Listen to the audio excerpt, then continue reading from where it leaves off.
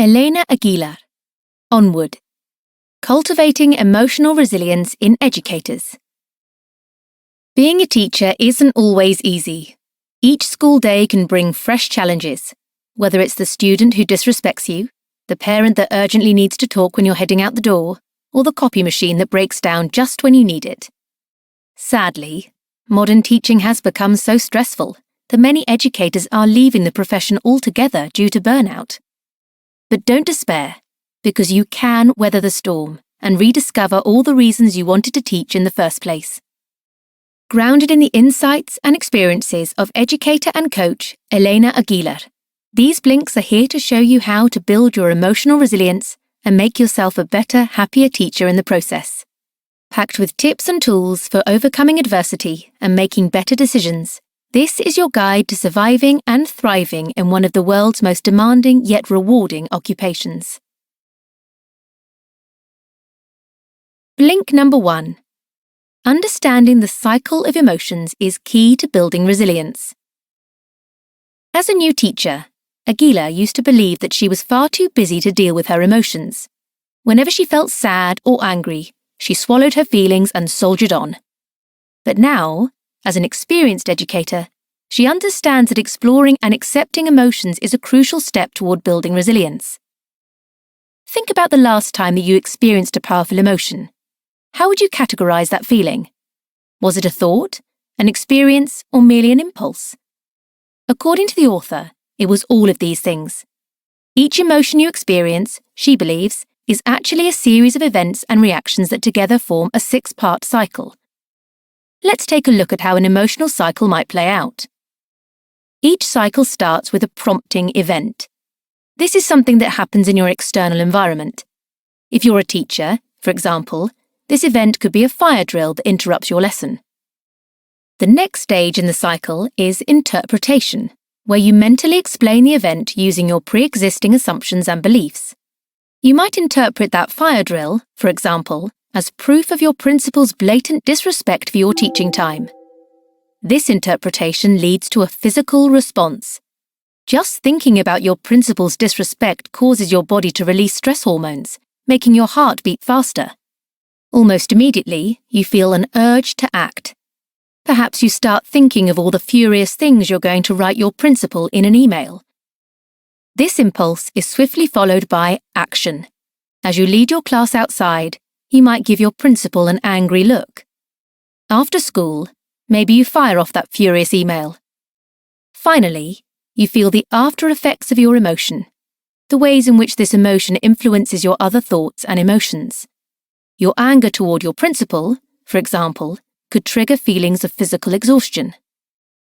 Understanding this cycle enables you to intervene, shifting the way you experience the emotion and creating a better outcome. You can intervene at any point in the cycle. When you begin interpreting the principal's actions as disrespectful, for instance, you can catch yourself in this negative assumption and put a different spin on things. If you feel your heart rate soaring, you can recognize this response and change it by taking some deep breaths to relax instead. Understanding her own emotional cycles has given Aguilar more energy at work and improved her ability to handle interpersonal conflict. Today, she's never too busy to explore her emotions. Blink number 2. Build resilience by cultivating a sense of community. How far would you go to stay in touch with friends and family? In his 2017 book, City of Thorns, author Ben Rawlins explores the real lives of refugees who inhabit a sprawling camp in northern Kenya. Many of these refugees, Rawlins discovered, go without food for a week at a time to scrape together the money to call their loved ones back home. Their sacrifice holds a deeper lesson about the human condition. Our relationships are an absolute necessity. Illustrating this is the fact that educators are less likely to leave schools that have a strong sense of community.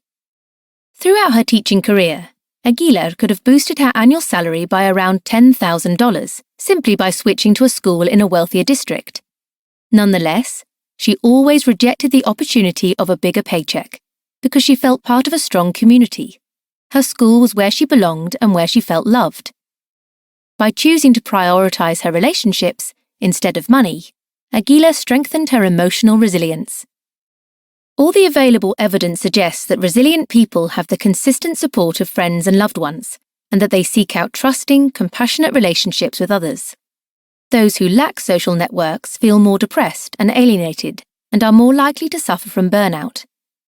Anxiety and burnout are particularly common among teachers, making Aguilar's decision to stay at her school not just an altruistic choice, but a smart one. You might imagine that school and other educational settings automatically come with a warm sense of community. After all, teachers are surrounded by dozens of people at all hours of the day. Although this is technically true, being surrounded by students doesn't provide the social interaction that people working as teachers need to thrive. To prevent feelings of isolation, you need to be in the company of your peers. Armed with this knowledge, you can make better decisions about how to spend your free time at work, which helps build your resilience. Instead of taking your lunch break at your desk, for example, make an effort to spend it with another teacher. Blink number 3. Mindfulness helps us weather adversity and understand our emotions. As any educator knows, working with children can mean seeing the best and worst elements of kids' lives. And at the end of the day, it can be hard not to take the less positive things home with you. Aguilar experienced this as a first-year teacher when a student showed up at school after suffering a beating at the hands of his father. That night, Aguilar was unable to sleep. Eventually, after a restless night, she made a last-ditch effort to unlock her inner resilience. She got out of bed, sat on the floor, and began to meditate. Around 20 minutes later, despite her tiredness, she was ready to face the day ahead. The secret to Aguilar's resilience that day was mindfulness, a peaceful mental state that can be cultivated through meditation. Being mindful means being fully present in the moment, without dwelling on the past or mentally racing ahead to the future. Mindfulness isn't just a useful stress buster either. It can also help you make better decisions. Imagine a situation where a student rolls her eyes when you ask her to do something. Your knee-jerk reaction might be to banish her from the classroom. Perhaps this girl's past behaviour makes you think she has an attitude problem, and that's what you would usually do. However, when you're thinking mindfully, you can react differently. Rather than falling back on your habits and biases, you pause instead, stopping yourself from charging the well-worn path of punishment, and considering a response born out of the demands of the present situation. After this pause, your feelings of annoyance with the student might have dissipated, leaving you able to ignore her behaviour and get back to teaching. That's another valuable lesson that mindfulness can teach you. Your emotions, however powerful, are not permanent, nor do they define you. Practicing mindfulness involves accepting, without judgment, any emotion that you find yourself experiencing. When you do this, you'll quickly discover that every emotion is only temporary. It washes over you and then goes away again. Once you see this in action, you'll also understand that you are not your emotions. We often tell ourselves stories about the kind of people we are. Perhaps you're convinced that you're an angry person or a sad soul. But when you practice mindfulness, you'll begin to notice that certain conditions are producing your emotions, and that they aren't a fixed, integral part of you. Blink number 4. Practicing self-care is important, but it may not come naturally. For new teachers, the month of November can be particularly hard. In fact, the New Teacher Centre refers to this time as the disillusionment period. The excitement of the new school year has worn off, and not everything is going as smoothly as planned. What's the solution to the November blues? It's simple. Take care of yourself. Taking care of your physical health, by eating well, exercising and sleeping 8 hours a night, is good for your mental health too. Nonetheless, persuading educators to practice self-care is often still a challenge. Why? Well, there are several reasons why we might not look after ourselves, and it all has to do with gaps. Firstly, a teacher may have a skills gap. This means that he wants to look after himself but lacks knowledge about how to do so. He might not know that certain foods can bolster his immune system during the tough winter months, for example. Alternatively, a will gap may be to blame. A teacher who's used to operating on little sleep and constantly feeling a little run down might have a will gap. She sees no reason to change and tells herself that she'll recuperate during the holidays. Lastly, some teachers have an emotional intelligence gap. This forms when an educator believes that he's undeserving of self-care and that taking his foot off the gas, even a little, will cause people to lose respect for him.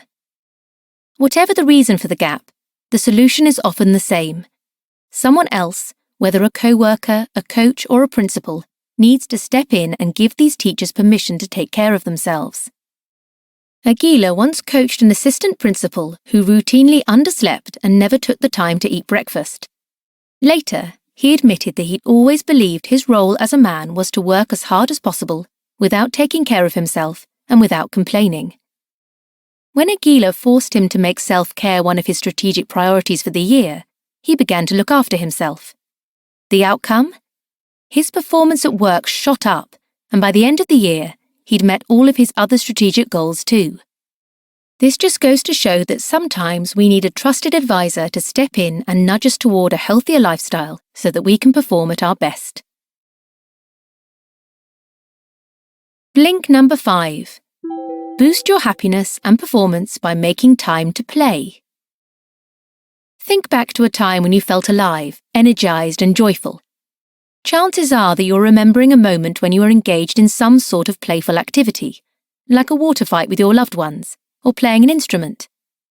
Unfortunately, while we encourage our children to spend hours playing, we tell ourselves that, as adults, we're far too busy to do things simply because they're fun.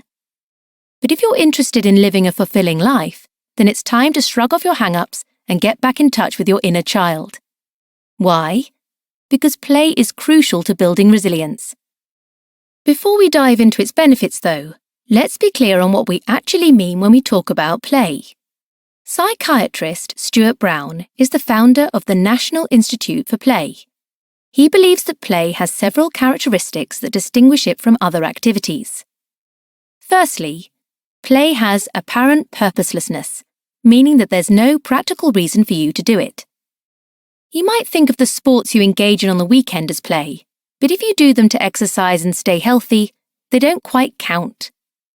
Real play shouldn't be too competitive either. If you and your friends are ferociously competitive on the basketball court, then you might need to ask yourself whether you're really playing or if you're competing. Finally, although binge-watching the latest Netflix show might be fun, it's not real play. Parking yourself on the couch for hours is a passive activity. Pure play demands a little more creative energy on your part, whether in the form of singing, dancing, or playing games with friends. Engaging in playful activity has numerous benefits for adults and children alike. Scientists have discovered that playing reduces our stress levels. When we play, our bodies release chemicals called endorphins, which naturally make us feel good. Incredibly, simply remembering a time when you played can be enough to trigger these endorphins. Play also improves our relationships. Fun increases the trust, empathy, and intimacy we feel for the people we share it with.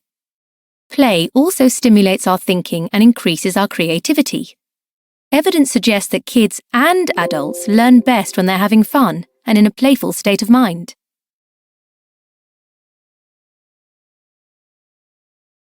Blink number 6.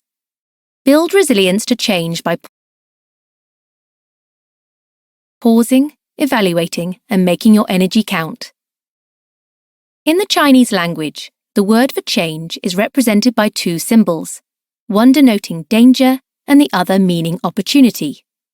This seems fitting because although change can feel threatening and scary, it also offers us the chance to build resilience.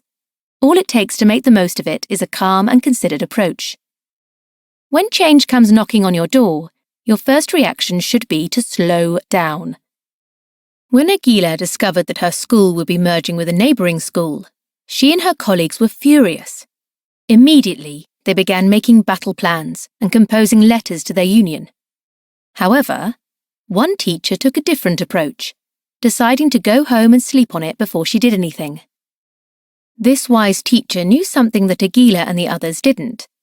The urge to act fast is often driven by fear. Instead of giving in to it, give yourself at least 24 hours to identify and explore your true feelings about the upcoming change before you make any decisions. Once you've given yourself time to let the news sink in, the next step is to analyze the situation.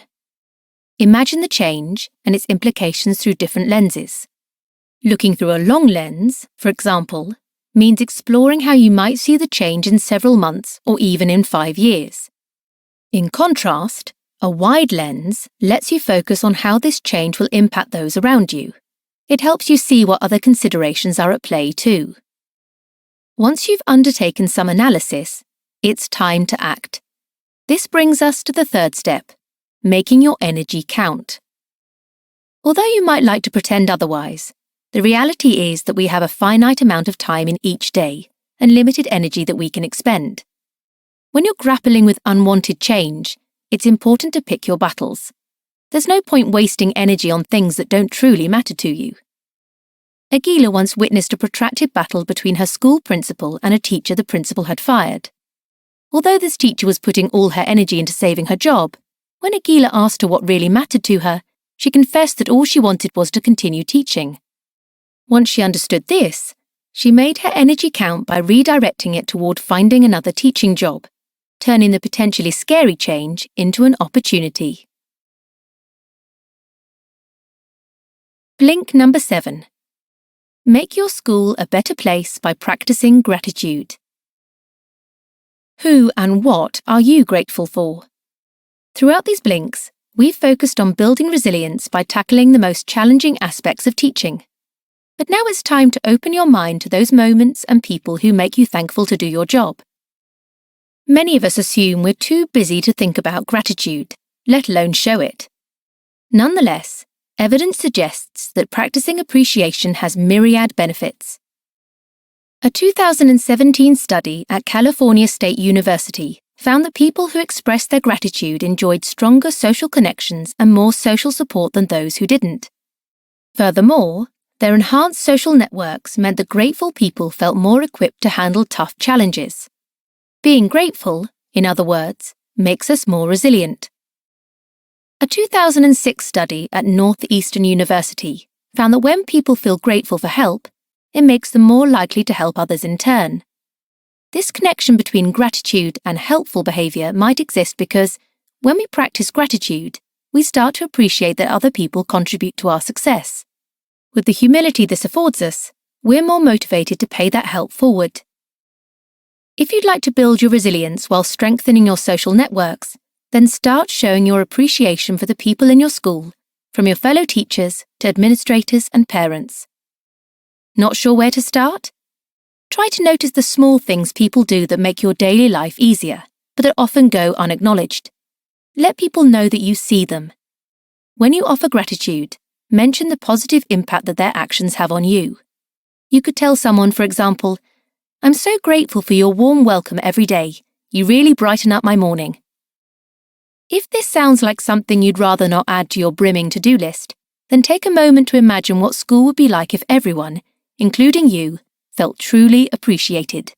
A place where our best actions are consistently recognised is surely a place where we'd all want to spend more time. So transform your school into a more positive, welcoming environment by setting an example and being the first to say a heartfelt thank you.